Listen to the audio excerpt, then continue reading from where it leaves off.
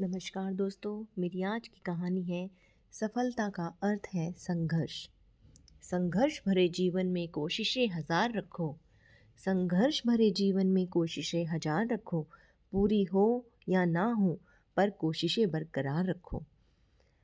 यूनानी मिथक में एक चालाक और दम्भी राजा सिसिफस की कहानी है।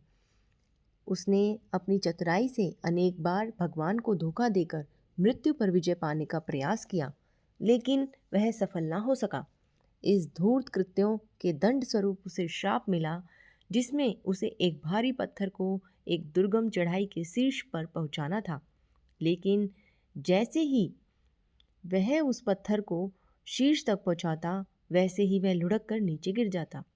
अब सिसिफस के समक्ष चुनौती है उस पत्थर को चट्टान के शिखर पर पहुंचाने की, किंतु फिर वही चढ़ना, फिर वही गिरना। ना पत्थर शीर्ष पर रह पाता है और ना ही सिसिफस के प्रयास रुकते हैं। यह क्रम अनवरत चलता है, अंतहीन।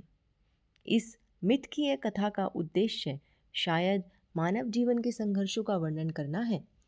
एक संघर्ष समाप्त होता है कि दूसरा शुरू हो जाता है। किनारा सामने आते ही छूट जाता है। सफलता मिलते मिलते रह जाती है। ऐसा हम सब ने कभी ना कभी अनुभव किया है। मनुष्य आशावान रहता है कि उसकी मेहनत, उसका संघर्ष उसे उस ऊंचाई तक पहुंचा ही देगा जिसकी वह इच्छा रखता है। यही आशा उसे अपने प्रयासों को जारी रखने की प्रेरणा देती है। जीवन की डगर के दो छोर हैं, सुख और दुख। मनुष्य कभी इस पार तो कभी उस पार इसी चाह में रहता है कि उसे सुख मिले, लेकिन प्रयासों का पत्थर लौट लौट कर दुख की ओर ढकेलता है। यह बोध सोचने पर बाध्य कर देता है कि जीवन का अर्थ क्या है, ध्येय क्या है। आधुनिक अस्तित्ववाद में इसे आस्था और धर्म का प्रतिबिंब भी माना गया है। इसे व्यक्तिगत नियति से पार जाने की स्वेच्छा से जोड़ा है।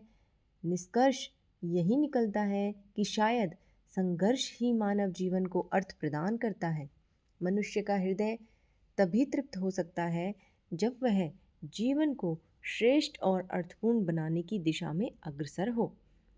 मशहूर शायर निदा फाजली ने ठीक ही लिखा है, कोशिश भी कर, उम्मीद भी रख, रास्ता भी चुन, फिर उसके बाद थोड़ा मुकद्दर तलाश कर। धन्यवाद दोस्तों। अगर आपको मेरी ये कहानी पसंद आई हो तो इसे लाइक और शेयर करें, और ऐसी ही प्रेरणादायक कहानियाँ सुनने के लिए मेरे चैनल अक्षत स्टोरीज़ को सब्सक्राइब करना ना भूलें। धन्यवाद।